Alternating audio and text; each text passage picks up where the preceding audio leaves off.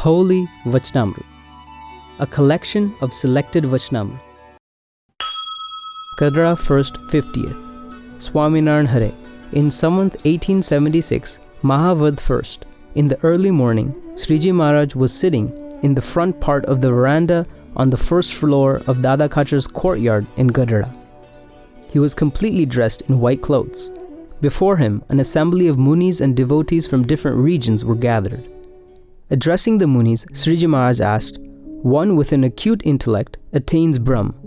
Does this intelligence refer to one who is competent in worldly matters or not? Or does it refer to one who has a deep understanding of the Shastras and the Purans or not?" The munis attempted to answer the question, but it remained unanswered. Then Shreeji Maharaj answered, "Many are extremely wise in conducting worldly matters, yet they do not make any effort for their own salvation.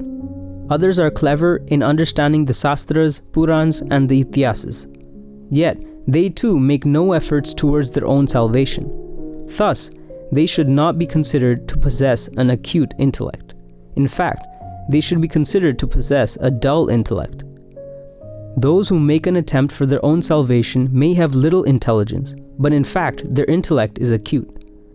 Those who are attentively conducting worldly matters may have an acute intelligence, yet are in fact considered to possess a dull intellect." This verse means that in the context of worshipping God, the intellect of all worldly people is in the darkness similar to the night. In other terms, they do not worship God. Devotees of God are awake to the worship of God. In other terms, they remain continuously engrossed in the worship of God.